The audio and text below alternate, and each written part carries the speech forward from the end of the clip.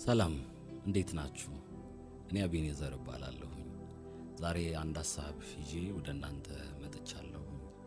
እግዚአብሔርን ስለመስማት በሕይወት ዘመናቸው እግዚአብሔርን ሰምተው ስላተረፉ፣ እግዚአብሔርን ሰምተው እጅግ ስለተባረኩ፣ መንገዳቸውን ስላቃኑ የእግዚአብሔር ሰዎች ቢሆንም የማወራው መነሻ እንዲሆነኝ ከዮሐንስ ወንጌል መጽሐፍ ምዕራፍ 10 ከቁጥር 1 ጀምሮ አነብላችኋለሁ። እንዲህ ይላል፣ እውነት እውነት እላችኋለሁ ወደ በጎች በረት በበሩ የማይገባ በሌላ መንገድ ግን የሚወጣ እርሱ ሌባ ወንበዴም ነው። በበሩ የሚገባ ግን የበጎች እረኛ ነው። ለእርሱ በረኛው ይከፍትለታል፣ በጎቹም ድምፁን ይሰሙታል። የራሱንም በጎች በየስማቸው ጠርቶ ይወስዳቸዋል። የራሱንም ሁሉ ካወጣቸው በኋላ በፊታቸው ይሄዳል። በጎቹም ድምፁን ያውቃሉና ይከተሉታል። ከሌላው ግን ይሸሻሉ እንጂ አይከተሉትም፣ የሌሎችን ድምፅ አያውቁምና ይላል።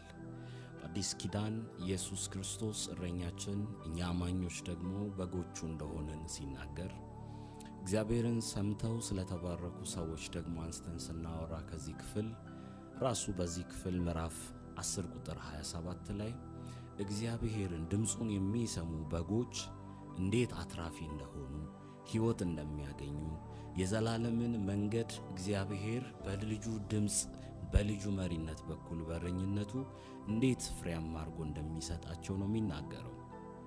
ሐሳቤ አጭር እንዲሆን ስለምፈልግ አዳምና ሔዋንን የመጀመሪያዎቹ ምሳሌ አድርጌ ላነሳ ፈልጋለሁ። እግዚአብሔር አምላክ በተናገራቸው እግዚአብሔር አምላክ አድርጉ ብሏቸው ማድረግ ያለባቸውን ነገር ካሳወቃቸው ጊዜ አንስቶ እግዚአብሔር የተናገረውን የሰሙበት የሕይወት ዘመናቸው የኤደን ገነት ነበር። እግዚአብሔርን ሰምተው በኤደን ገነት ኖረዋል። እግዚአብሔርን ሰምተው ሁሉ ሞልቶላቸዋል። እግዚአብሔርን ሰምተው አልወደቁም። እግዚአብሔርን ሰምተው አልከሰሩም።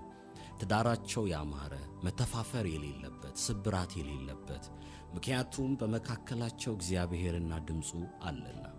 ነገር ግን የምናገራችሁ አንዱ ነገር የኛን የሕይወት ዘመን የዚችን ምድር ለአንድና ለመጨረሻ ጊዜ ወደ ውድቀት ወደ አዘቅት የመራት እግዚአብሔርን ያልሰሙበት አንድ አጋጣሚ ነው። እግዚአብሔር አታድርጉ ያላቸውን ሊያደርጉ የዲያብሎስን ድምፅ የሰሙበት ታሪክ ነው፣ የታሪክ አጋጣሚ ነው። ስለዚህ እግዚአብሔር አምላክን ካለመስማታቸው የተነሳ ሕይወታቸው ወድቋል። ኤደን ገነትን አጥተዋል፣ ከስረዋል፣ ጠውልገዋል። ጭንቅና ጣር መከራ በሕይወታቸው በስቷል። ዛሬም በእኛ ምድር ላይ በጣም ብዙ ድምፆች አሉ። በዙሪያችን የወዳጅ ድምፅ አለ፣ የአብሮ አደግ ድምፅ አለ፣ የሚስት የባል ድምፅ አለ፣ የወላጅ ድምፅ አለ፣ የሰይጣን ድምፅ አለ፣ የዓለም ድምፅ አለ። ድምፆች በርካቶች ናቸው። እንደውም ወጣቶች እንደመሆናችን አብዛኞቻችን በዚህ ማህበራዊ ሚዲያ ላይ ያለን የምንሰማቸው የሶሻል ሚዲያ ፕላትፎርሞች ላይ የሚለቀቁልን ቪዲዮዎች በጣም ብዙ ናቸው። ለሪሌሽንሽፕ የሚሆን፣ ለትዳር የሚሆን፣ ለስራ የሚሆን፣ እንዴት መለወጥ እንዳለብን፣ እንዴት ኋላ እንደቀረን፣ እንዴት ስኬታማ መሆን እንዳለብን የሚነግሩ በየዕለቱ በሺዎች የሚቆጠሩ ቪዲዮዎች በስልኮቻችን ስክሪን ብቅ ይላሉ። የምንሰማው ማንን ነው? ዛሬ ለሕይወት ጉዞ፣ ለሕይወት ዘመን በረከት፣ ለጸና ሕይወት ፍሬያማ ለሆነ ለለመለመው መስማት ያለብን ማንን ነው? አንዳንድ ጊዜ እንዲህ ይሆናል።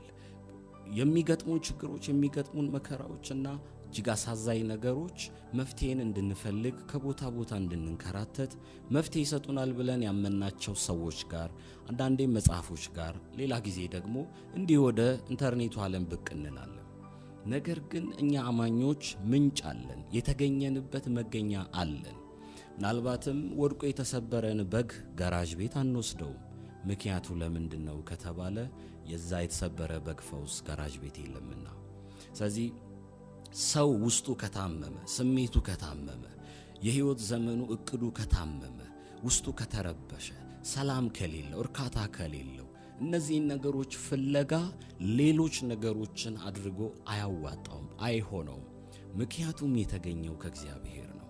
መጽሐፍ ሲናገር እግዚአብሔር አምላክ ሰውን በመልካችን እንደ አምሳላችን እንፍጠር ብሎ ሲል ያካፈለን ስሜቱን፣ ፈቃዱንና እውቀት ነው። የታመምነው ደግሞ ስሜታችንን ነው፣ የእውቀታችንን ክፍል ነፍሳችንን ነው። እንደገናም ደግሞ ፈቃዳችንን የታመምነው። ፈውስ ያለው ራሱ እግዚአብሔር ጋር ነው። ለዛሬ እግዚአብሔርን ድምፁን ለምንሰማ ለኛ ጠገናል። እግዚአብሔርን ለምንሰማ ለእርሱ ለኛ እግዚአብሔር የዘገየ ቢመስልም ማንም ከእጃችን ሊነጥቀው የማይችለው እረፍት አለ፣ በረከት አለ። ስለዚህ እግዚአብሔርን እንድንሰማ ልሞግታችሁ ፈልጋለሁ። እግዚአብሔርን የሰሙ አባቶቻችን ዕድሜያቸው ላይ ረዘም ያለ የትዕግስት ጊዜ ነበራቸው። ዛሬ የምንሰማው ነገር ሁሉ ግን ትዕግስት እንዳይኖረን ነስቶናል። እግዚአብሔርን ለመስማት የምትወዱ ለእናንተ እንዲህ የሚል መልእክት አለኝ። ታገሱ፣ እግዚአብሔርን ስሙ፣ ታገሱ። የዘገየ ቢመስል እግዚአብሔርን ስሙ። ለረጅም ዘመን የማትወጡት አዘቅትና መከራ ውስጥ ከምትገቡ እግዚአብሔርን ሰምታችሁ ሕይወታችሁን አቃኑ። እግዚአብሔርን መስማት ብለን ስንል ምናልባት የጊዜው ነቢያቶቻችን እንደሚሉት የጌታ ድምፅ እንዲህ ይላል የሚለውን ብቻ ላይሆን ይችላል። እግዚአብሔርን ልንሰማው ከፈለግን እሱ የሚናገረን መንገድ ብዙ አለው። የተወደዳችሁ ተመልካቾቼ እግዚአብሔርን እንድንሰማ ይህንን ስናገር ቅድም እንዳልኳችሁ ወደ መገኛችን መመለስ ነውና ውስጣችን ታሞ ከዚህ ዓለም መፍትሄ አንፈልግ። የኛ የታመመው የማይታየው ነፍሳችን ክፍል ከማይታየው የሰማያዊ አምላክ እግዚአብሔር ነው መፍትሄ ያለው። ስለዚህ ወደ እግዚአብሔር እንመለስ። እግዚአብሔርን ሰምተን እንታዘዝ። እግዚአብሔርን መስማት ጋር ሕይወት አለ። እግዚአብሔርን መስማት ጋር በረከት አለ።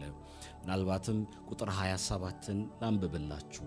እንደዚህ ይላል ዮሐንስ ወንጌል 10 ቁጥር 27 በጎቼ ድምፄን ይሰማሉ፣ እኔም አውቃቸዋለሁ፣ ይከተሉኝማል። እኔም የዘላለም ሕይወትን እሰጣቸዋለሁ፣ ለዘላለምም አይጠፉም፣ ከእጄ ማንም አይነጥቃቸውም። ለምን ቢባል በጎቼ ድምፄን ይሰማሉ ይላልና። ስለዚህ ድምፁን እንስማ፣ ሕይወት አለ። ድምፁን እንስማ፣ በረከት አለ። ይህ ክፍል ስለ ደህንነታችን ቢሆንም አብዛኛውን አተኩሮ የሚያወራው ለየዕለት ሕይወታችንና ተግባሮቻችን እግዚአብሔርን መስማት የሚያዋጣ እግዚአብሔርን መስማት የሚያተርፍ ነውና፣ ስለዚህ እግዚአብሔርን ስሙ። እግዚአብሔርን ከሰማን ሁላችንም ያጣነው ብዙ ነገር እንኳን ቢሆንም የምናገኘው ግን የሚክስ ነው።